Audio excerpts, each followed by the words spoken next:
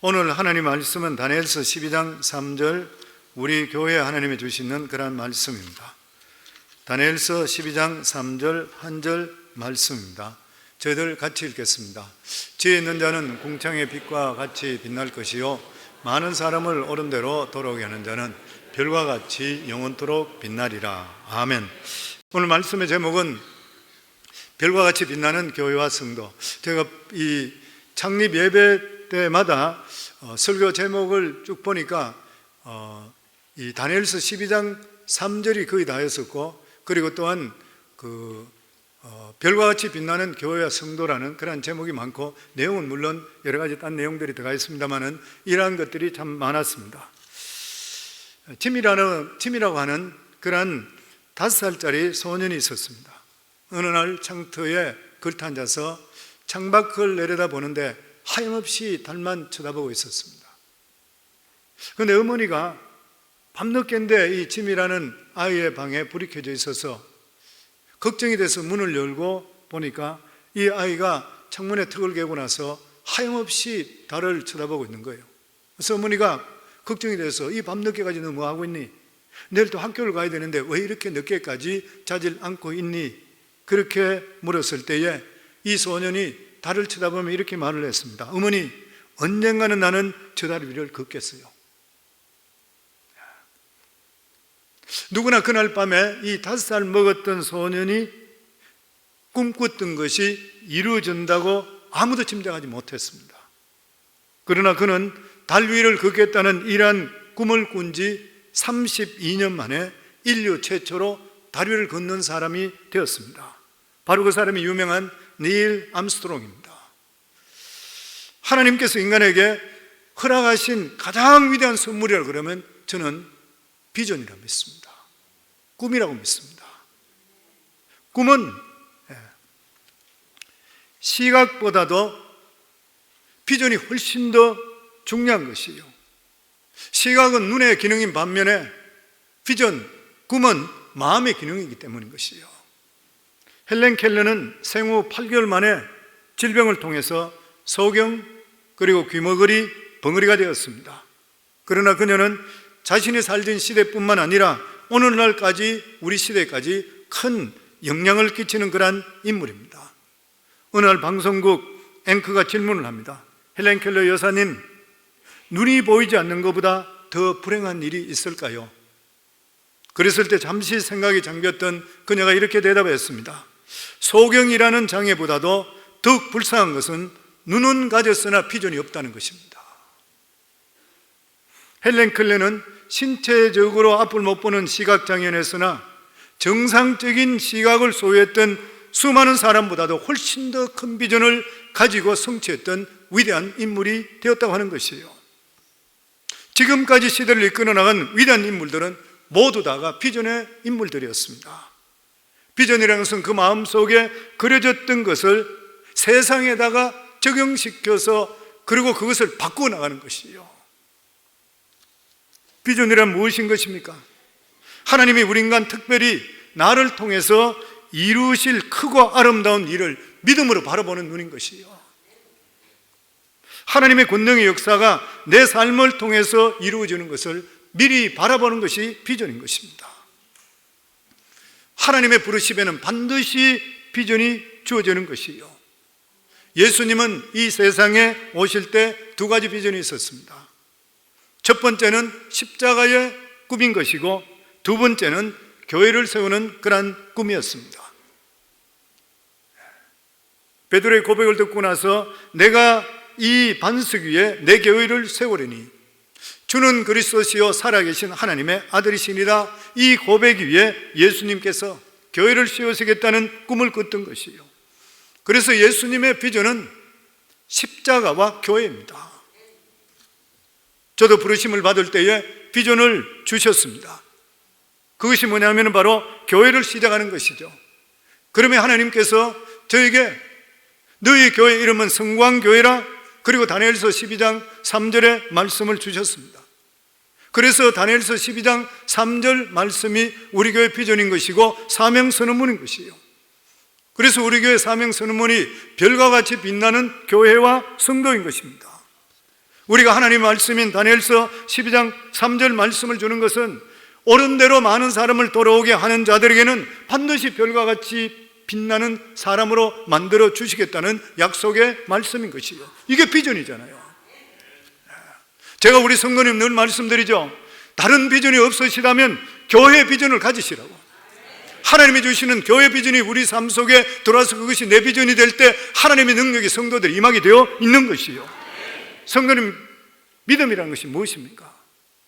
히브리서의 믿음의 정의에 대해 이렇게 말씀합니다. 믿음은 바라보는 것들의 실상이요 보이지 않는 것들의 증거라 그랬어요. 믿음이라는 것은 바라보는 것, 즉 하나님 안에서 소원하는 것이 이루어질 것을 믿는 것이 믿음이라 정의하고 있어요. 그리고 보이지 않는 것들의 정의라고 했어요. 보이지 않지만 실체한다는 것, 하나님이 주시는 말씀 안에 반드시 이루어질 것을 믿는 것이 믿음인 것이요. 이걸 좀 더 우리가 자세히 설명하게 된다면, 예를 들어서 어떤 큰 건물 안에 들어갑니다.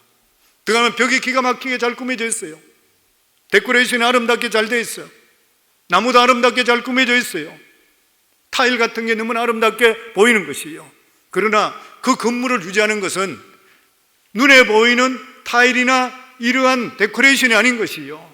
그 건물을 유지하는 것은 안에 들어있는 철근이고 그리고 콘크리트인 것이요. 마찬가지로 우리가 이 세상에 보는 많은 것들은 내부 장식에 불과한 것이요. 온 세상을 이루고 있다는 실제적인 것은 우리 눈에 보이지를 않는 것이요. 이것이 뭐냐면 성경에서는 하나님 자신이라 그러시고 하나님 말씀이라고 우리에게 말씀해주고 있는 것이요. 히브리 11장 3절에 보면 믿음으로 모든 세계가 하나님의 말씀으로 지어진 줄을 우리가 아나니 보이는 것은 나타난 것으로 말미암아 된 것이 아니니라. 그래서 우리의 믿음은 눈에 보이는 이 세상에 있어서는 안 되는 것이요. 눈에 보이는 사람들의 인정, 그리고 권력, 돈, 땅, 집 이런 것을 믿게 된다면 결과적으로 망할 수밖에 없는 것이요. 왜냐하면 마지막 불로 심판할 때 모든 것이 타버리고 없어지기 때문인 것이요. 그렇기 때문에 우리들은 오직 신앙의 눈에,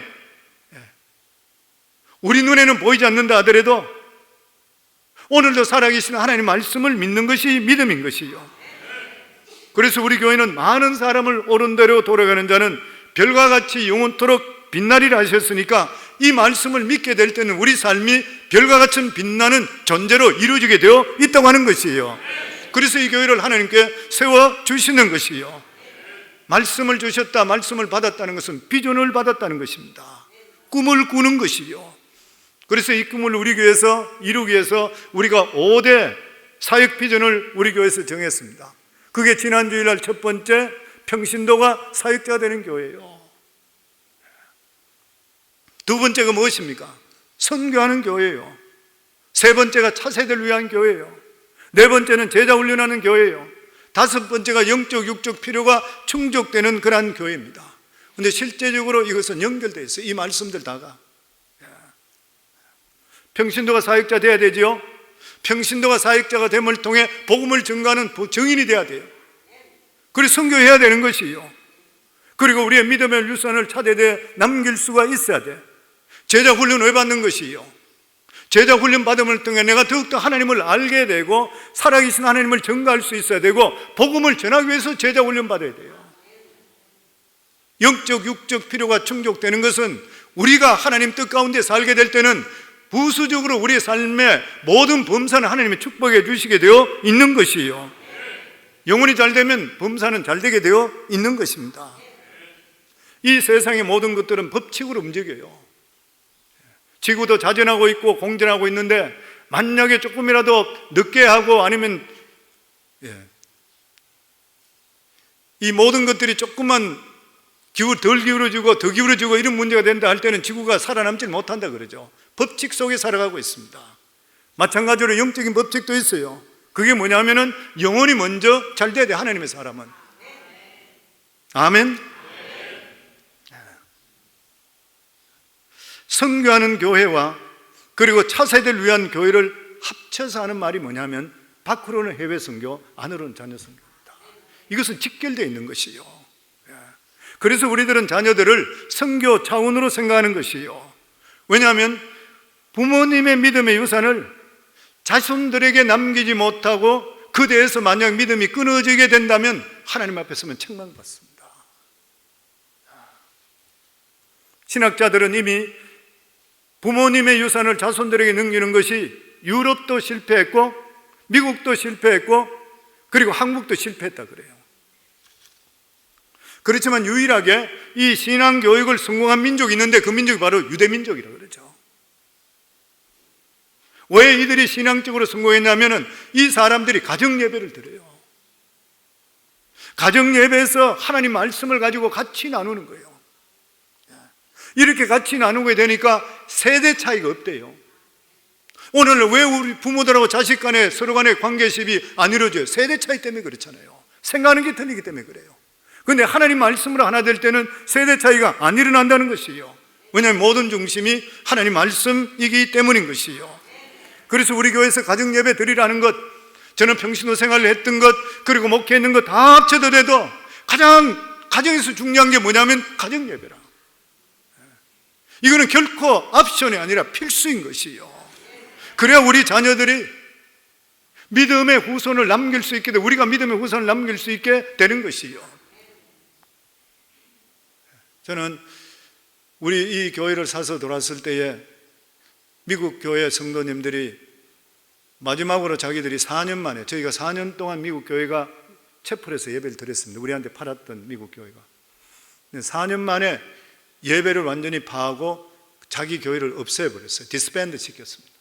디스밴드 시키면서 그 교회를 거쳐갔던 사람, 이런 모든 분들을 다 초청해서 이 예배당이 전체 다 모였어요.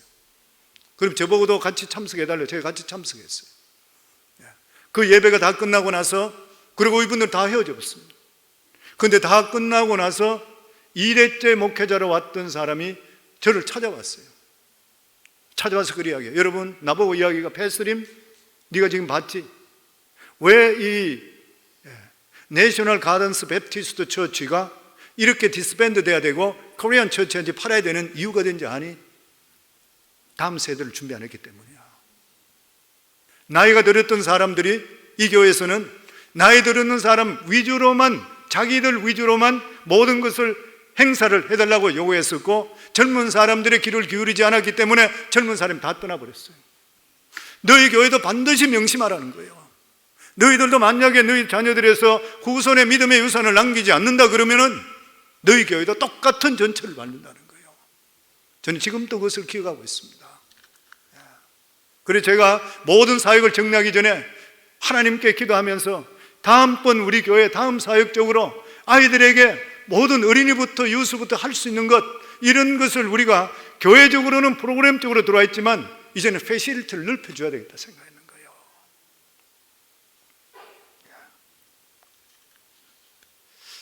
오늘날 우리들의 자녀들은 세상적으로 나와서 성공하고 있습니다. 국회의원들이 몇 명이나 나왔잖아요. 큰 회사의 중력들이 수도 없이 많아요. 우리들 자녀들 돈 많아요. 우리 일세 부모님들이 고생했지. 우리 자녀들은 정말 돈 잘 벌고 잘 사는 사람 너무 많아요. 제가 보니까 25만 불, 30만 불, 40, 50만 불 버는 사람 수두룩해. 2세들, 3세들. 성공하는 이야기 너무 많이 나와 있어요. 정계에도 사업에도 정말 아메리칸 드림을 이루는 그러한 자녀들이 수도 없이 많이 있습니다. 텍사스에 목회하고 있는 저희 아들 데이빗 목사, 그 교회는 얼마 전에 저한테 전화 와서 그런 이야기예요. 그 교회는 주종을 이루는 것이 한인들 2세, 3세들이잖아요. 그런데 자기 교회 집사 하나가 이태리에 람바기니 회사에 가서 카스터 모델을 했는데 80만 불짜리 차를 카스터 모델하고 왔대요. 그거 끌고 왔대요. 그 교회는 25만 불짜리 부가티부터 해서 유명한 차들은 엄청 많다 그래요. 젊은 사람들, 요즘 2세들, 3세들은 사는 게 이렇습니다. 근데 저보고 하는 이야기가 뭐냐면은 구원에 확신 없는 사람이 너무 많은데 자기 처음 교회 가니까.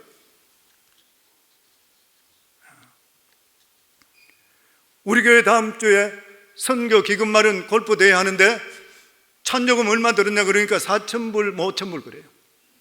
근데 저희 아들은 저하고 이야기하는데 저 교회는 선교 기금 마련 골프 대회 하니까 10만 불 이상 들어더래요. 우리들 자녀들하고 2세들하고 3세하고는 우리하고 스케일이 틀려요 보면. 정말 우리들의 자녀들, 후손들 보면 아메리칸 드림을 이룬 성공한 예들이 너무나 많이 있습니다. 그런데 정말 그들이 아메리칸 드림을 이루고 돈은 많이 벌고 잘하는데 하나님의 드림이 무엇인지 알고 있을까요? 자기들이 무엇을 목표로 살아야 되는 것을 알고 있을까요? 그냥 우리가 좋은 대학 나오고 직장 좋은 데 가고 잘 먹고 잘 사는 것이 하나님의 꿈이 될 수가 있을까요? 절대로 될 수가 없습니다. 하나님의 꿈이 무엇인 것이요?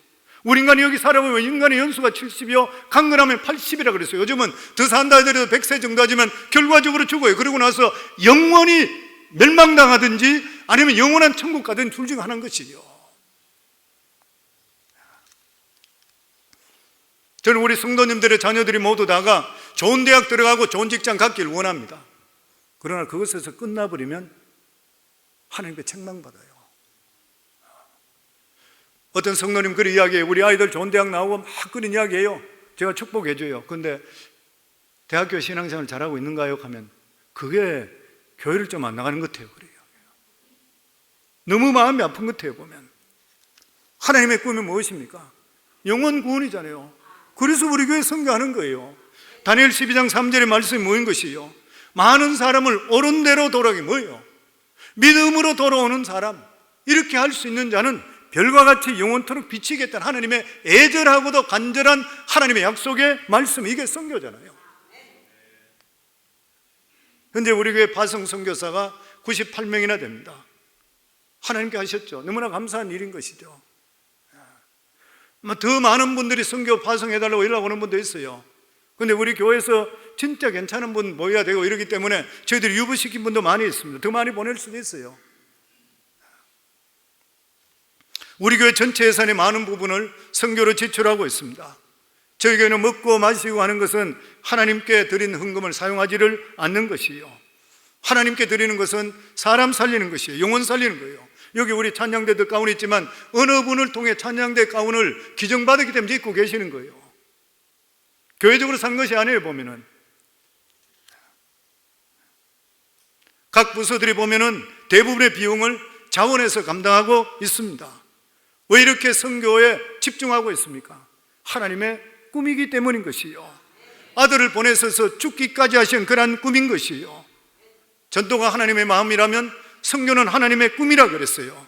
선교는 죄 가운데 있는 우리를 하나님께서 아들을 보내셔서 그 죄 가운데 우리를 건져주시고 영원한 천국에 갈 수 있게 하고 하나님 자녀 삼아 주셨는 것이요.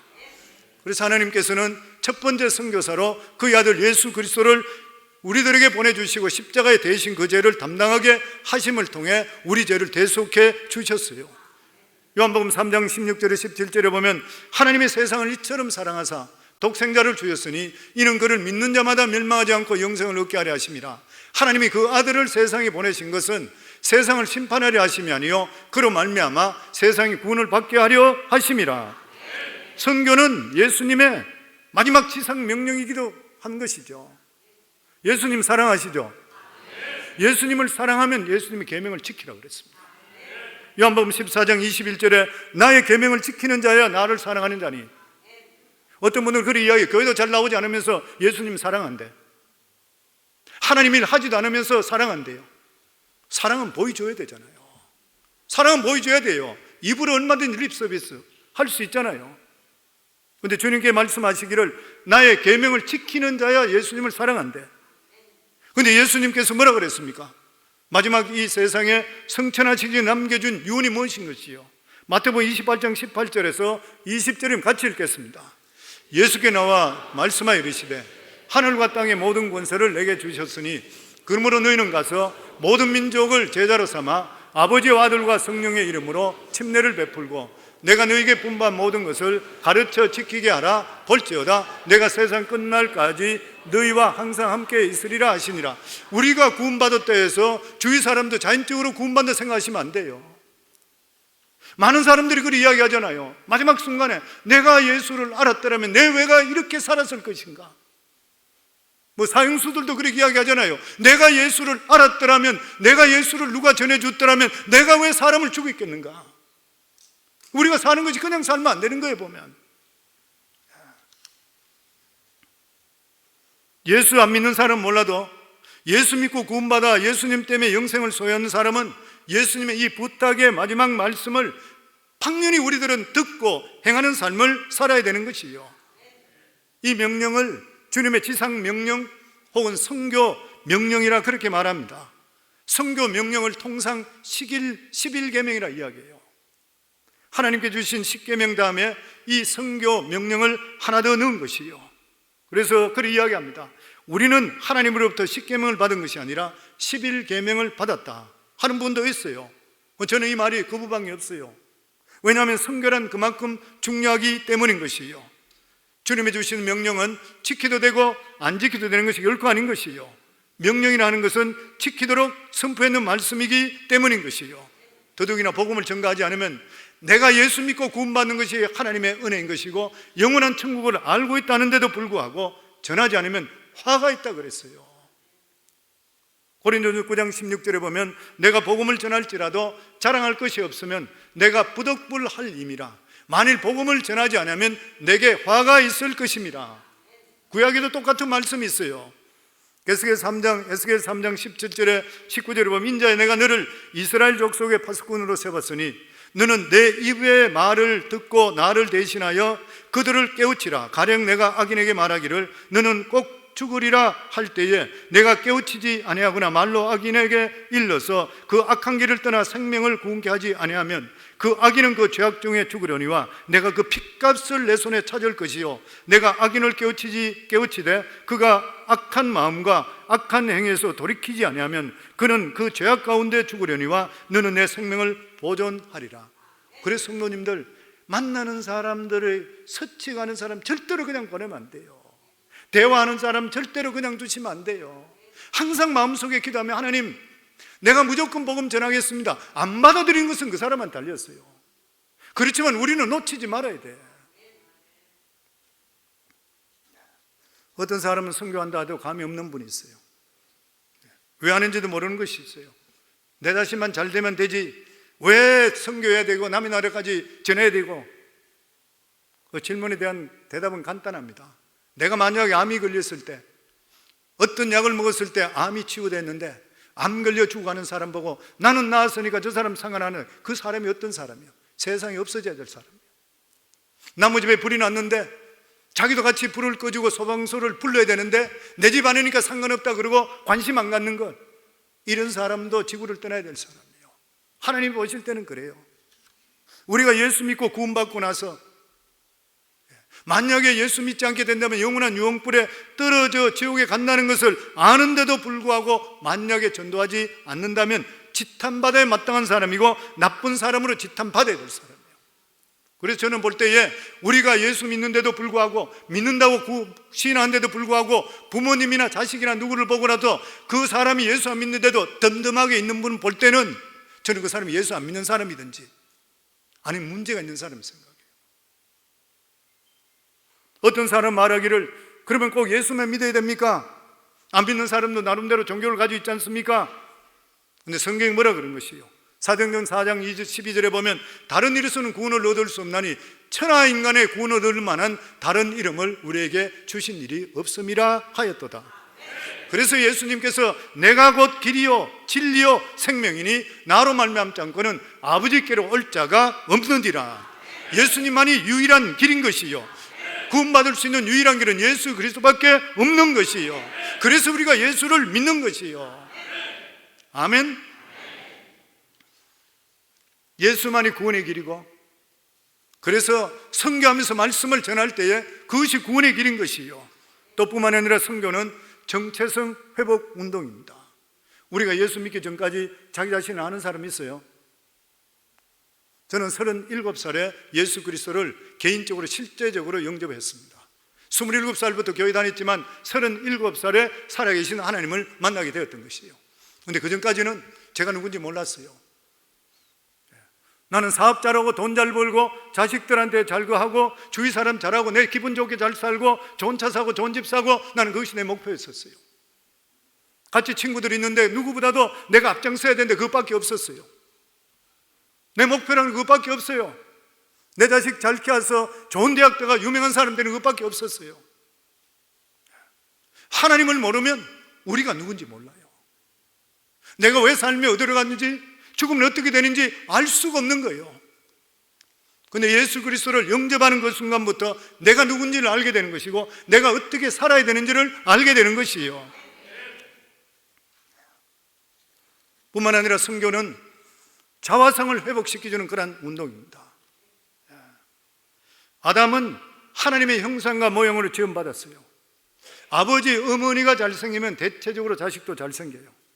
마찬가지로 우리는 하나님 아버지의 형상과 모형으로 지음받았기 때문에 아담과 하와가 자기가 어떻게 생긴지 알려고 하면 하나님을 바라보면 되는 것이에요. 근데 아담과 하와가 죄를 지음을 통해서 하나님부터 버림받았던 거예요. 버림받으면서 하나님을 볼 수 없게 돼 영적인 교제가 끝나버리면서 자기 모습이 어떤지 잊어버렸는 거예요. 자화상을 잃어버렸습니다. 인간은 하나님을 만나기 전까지는 자기 자화상을 찾을 수가 없어요. 그래서 인간이 어떻게 살아야 되는지, 인간인지 짐승인지 몰라요. 그래서 인간들이 보면은 짐승 같은 짓을 해요. 인간으로서 하지 말아야 될 짓을 해요. 왜 그러냐면 자화상이 잃어버렸기 때문에 그런 것이에요. 그런데 우리가 예수 그리스도를 영접하는 순간에, 그런 적 누구든지 그리스도 안에 있으면 새로운 피조물이 되는 순간에 내가 하나님의 자녀됨을 알게 되고, 내가 얼마나 소중한 걸 알게 되고, 하나님이 거룩하기 때문에 내 자신도 거룩하게 살려고 노력하게 되어 있는 거예요. 그래서 성교는 사람을 완전히 변화시킵니다. 마약에 중독되고 알코올에 중독되고 세상적으로 쓰레기 같은 사람도 예수 영접함을 통해서 인생이 완전히 바뀌잖아요. 누가 이렇게 할 수 있어요? 이건 복음으로 하나님이 주시는 능력인 것이에요. 뿐만 아니라 선교는 환경의 구원이 반드시 따라옵니다. 선교하게 될 때 복음이 들어가는 거는, 선교는 영혼 구원뿐만 아니라 환경의 구원이 이루어지는 것이에요. 그래서 영혼이 잘 되게 되면 범사가 반드시 잘 되게 되어 있습니다. 성경에는 두 가지 큰 명령이 있습니다. 하나는 문화 명령이고, 다른 하나는 복음인 선교 명령입니다. 문화 명령이 무엇인 것이요? 생육하고 번성하는 거예요. 하나님께서 인간을 지으시고 나서 생육하고 번성하라 그랬어요. 그래서 영혼이 잘 되면 범사의 축복이 함께 일어나는 것이에요. 그래서 영국의 역사학자인 아놀드 토인비는 이런 말을 했습니다. 바울이 아시아에서 유럽으로 타고 간 배에는 유럽의 문명이 실려 있었다. 복음이 들어가면 반드시 환경에 변화 역사가 임하는 것이에요. 우리가 예수 믿고 구원받고 하나님 바라보고 살게 될 때는 내 인생 성격이나 내면도 바뀌지만 살아가는 범사도 바뀌게 돼 있어요. 이번에 대한민국의 윤석열 대통령이 미국 국회에서 연설하는 것은 한 이틀 전에 유튜브를 통해서 봤습니다. 제가 그것을 들으면서 저 개인적으로 굉장히 감격했습니다. 한국이 옛날에 1953년도에 개인 한 사람의 1년 GDP가 얼마냐면 67불이었다 그래요. 말할 수 없는 가난인 것이죠. 지금은 보니까 35,000불이라고 그래요. 이런 나라가 지금은 10대 경제 대국이 되었고, 도움을 받던 나라에서 도움을 주는 나라가 되었다 그래요. 그런데 한강의 기적을 이룬 이 뒷면에는 미국의 도움에 대해 이야기하면서 특이하게도 선교사님 활동에 대해서 이야기했습니다. 저는 깜짝 놀랐습니다.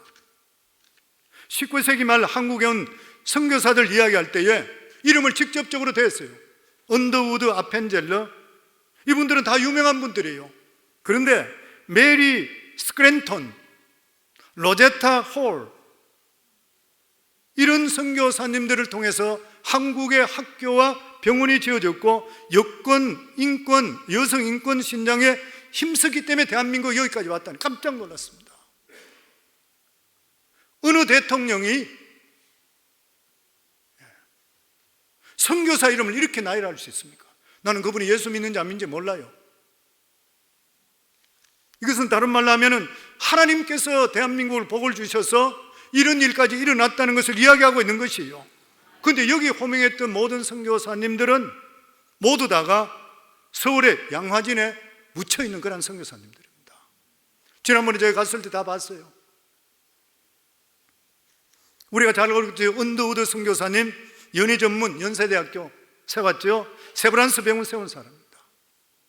아펜젤러 선교사님 경동교회 나리교회 배제 학당 세웠던 분이에요. 그런데 메리 크리넨턴 선교사 로제타 홀은 일반 성도들이 잘 안 알려졌어요. 메리 스크랜턴 선교사는 감리교 선교사로서 최초의 여성 학당인 이화 학당을 세운 분이고 지금 현재 이화 여대의 전신이죠. 그 아들 윌리엄 벤턴 스크랜턴은 예일대학을 졸업하고 의학 박사로 한국의 선교사로 파송되어 서울시 병원, 아현교회, 상동교회, 동대문교회를 설립했습니다. 근데 특별히 로제타 홀 선교사 3대에 거쳐서 6명이나 되는 사람이 한국에 건너와 헌신했고 모두 양화진에 묻혀 있습니다. 아마 기회가 되시면 가보시면 거기 홀 패밀리 무덤들이 다 나와 있습니다. 로제타 홀 선교사의 남편인 제임스 홀 선교사와 함께 의료 선교사로 조선 땅을 밟았습니다. 그 기록에 의하면 어느 날 윌리엄 선교사에게 화상을 당해서 손가락에 3개 붙은 어린 소녀가 찾아왔습니다. 그래서 이 손을 잘 떼어내는 수술을 했는데 피부가 모자랐다는 거예요. 그런데 이 선교사님이 피부가 모자라니까 자기 피부의 일부를 떼어서 그 상처에 붙여서 치료를 마무리시켜줬대요. 그것을 봤던 모든 사람들이 이구동성으로 말합니다.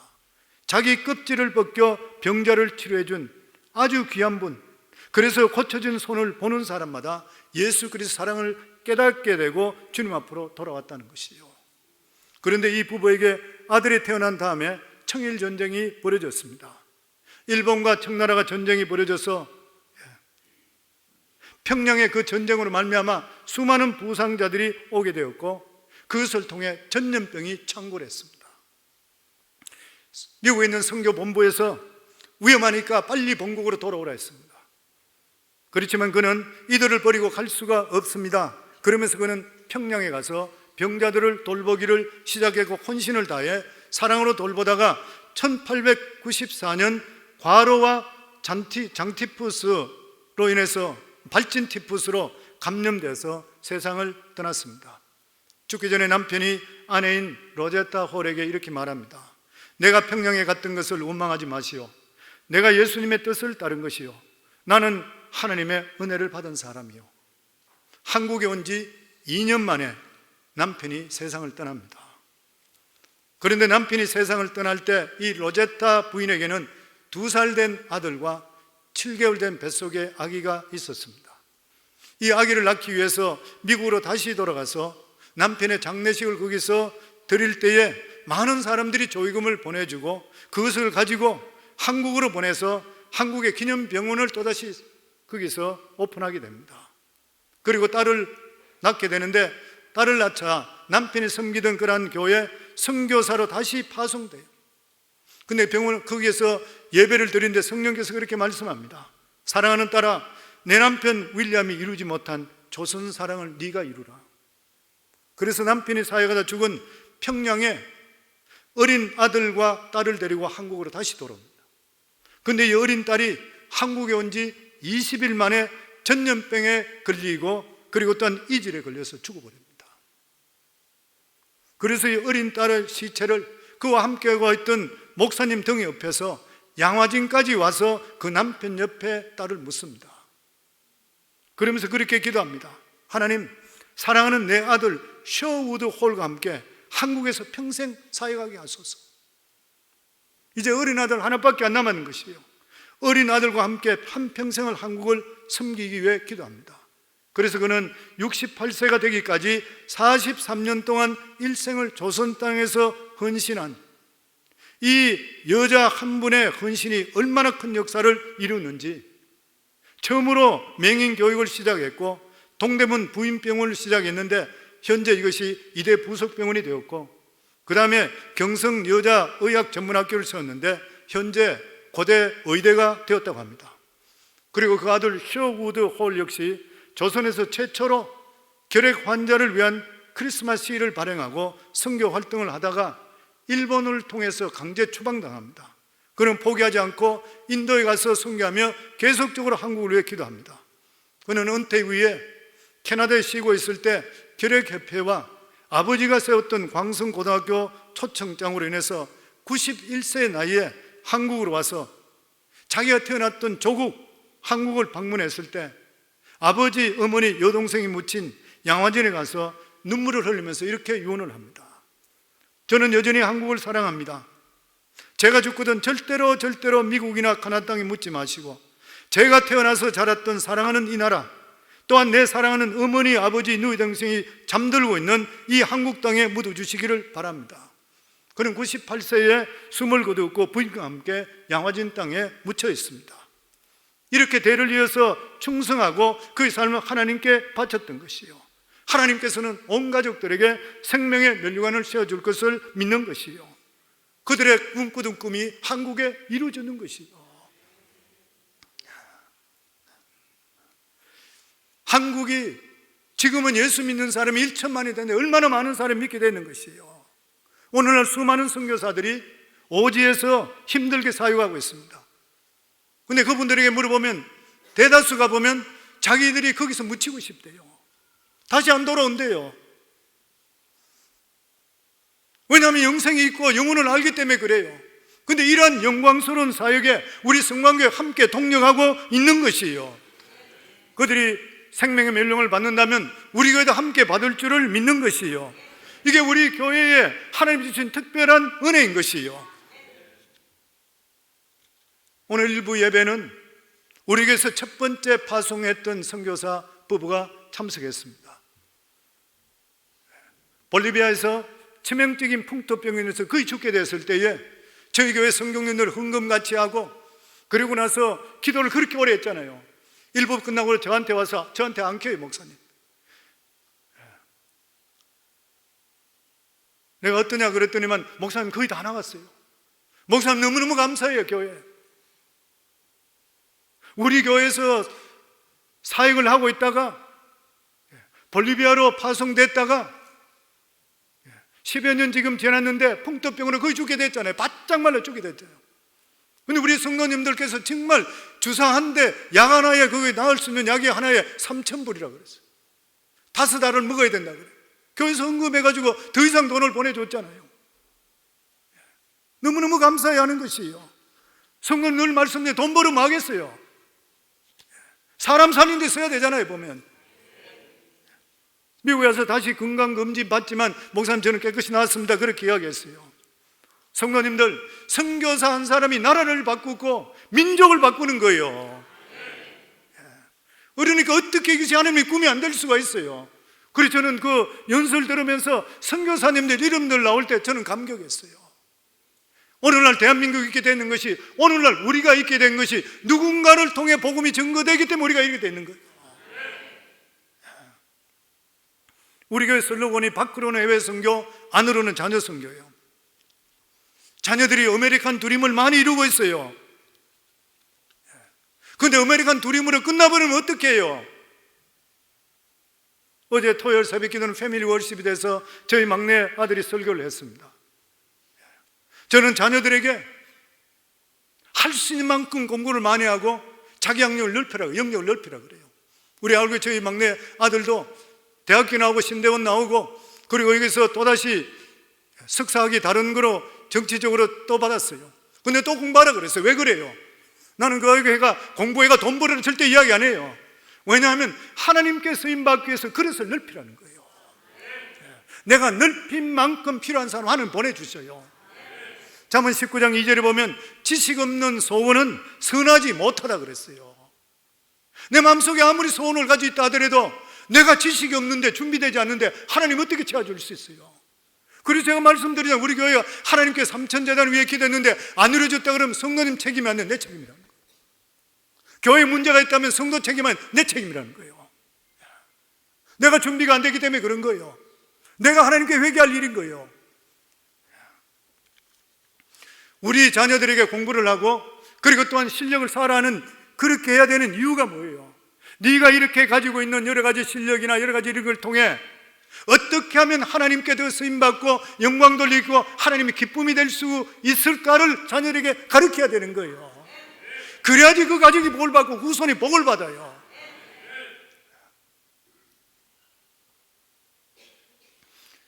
늘 말씀드린 대로 저는 2세 사역, 3세 사역하는 자마의 김충근 장로님으로부터 연락 올 때마다 이야기를 너무나 많이 듣습니다. 우리들의 자녀들이 아이비리그에 들어가서 그렇게 고생해서 좋은 대학 들어가서 자살하고 마약하고 그리고 졸업하고 나서 스포츠하고 도박하고 스포츠 도박에 빠지고 그리고 또한 온갖 그 빠진 거부터 해서 나중에는 이 어떤 나쁜 짓에 해서 문제가 되고 돈은 많은데 그렇기 때문에 창립 22주년을 맞이하면서 우리 사랑하는 성도님들, 저와 여러분 똑같이 성도님들 다시 한번 우리 마음속에 결단해야 되는 것이 복음으로 큰 꿈을 꾸시고 세상에 도전하기를 주의 이름으로 축원합니다. 하나님이 하시면 능치 못함이 없어요.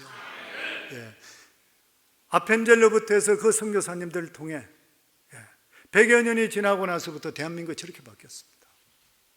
우리들도 별 볼 일 없지만 우리 성도님 올바른 믿음 가지시고 하나님 뜻 가운데 살아보세요. 하나님의 능력은 살았고 운동력이 있다 그랬어요. 우리 삶 속에 하나님의 능력이 나타날 것을 믿으시면 그 믿음대로 행하기를 주의 이름으로 축원합니다. 도전한 자만이 세상을 바꿔요. 아멘. 성경에는 믿음으로 도전한 사람 이야기는 전부 다가 예수님 마태복음 7장 7절에 구하라 찾아라 두드리라 그랬어요. 마태복음 11장 1절에도 보면 침례 요한의 때부터 지금까지 천국은 침노를 당하나니 침노하는 자는 빼앗느니라. 가만히 있지 말라는 거예요. 우리 자신은 능력이 없지만 하나님께 기도하고 능력 달라 그러고 부딪히라는 거예요. 도전하라는 것이에요.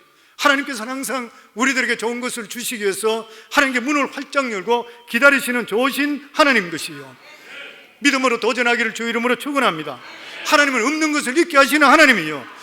그렇기 때문에 매사에 긍정적이고 적극적이고 창조적이고 생산적이고 희망적으로 고백하시고 마음 가지시고 그리고 다 세상에 도전하기를 주 이름으로 축원합니다. 성경에 보면 꿈이 없는 백성은 망한다 그래요. 하나님이 우리에게 주시는 가장 귀한 게 꿈이잖아요. 나이하고 상관없어요. 저는 우리 연세 드신 우리 교회 성도님 보면 꼭 기도할 때마다 하나님 이분이 갈렙 같은 분이 되게 해주세요. 그렇게 기도해요. 우리 잘 알고 갈렙이 누구예요? 여호수아보다 복을 더 받은 사람이잖아요. 나이 85세 때 40대와 같이 출입이 일반이요 오히려 더욱더 강건하다 그랬어요. 나이가 들면 들수록 더욱더 영롱한 꿈을 꾸기를 주 이름으로 축원합니다. 성경에 보면 아브라함이 뭐예요? 꿈대로 이루시는 하나님 보여주셨잖아요. 이 아브라함이 꿈을 봤던 야곱도 할아버지 꿈을 그대로 갖게 되니까 신풍나무, 단풍나무, 버드나무 이런 것들이 색깔을 삐끼니까 양들이 알록달록한 게 흰 것이 나오게 됐죠. 없는 것을 이렇게 하나님의 역사가 나타나게 되어 있다고 하는 것이에요. 저희 교회는 이제 앞으로 3년 동안 우리 비전 센터를 통해서 2세대를 준비해야 돼요. 그리고 또한 저희들 선교단체를 구체화시키려고 합니다. 우리 교회는 지금 선교사마더라도 충분히 선교사를 우리가 선교단체 만들 수가 있어요. 벌써 10년 전부터 저한테 이야기했던 그런 분이에요. 그리고 이훈상 목사님이 저에게 그분이 마지막으로 했던 저희 말씀 지금도 기억해요. 중앙장로교회요. 저보고 하는 이야기가 목사님 제가 초반에 목회하고 초반에 선교사로 나가려고 그러니까 목사님 저에게 간절히 부탁했어요. 목사님 선교사로 가는 사람은 수도 없이 많습니다. 근데 성광교회가 선교사를 보내는 교회가 되게 했었어.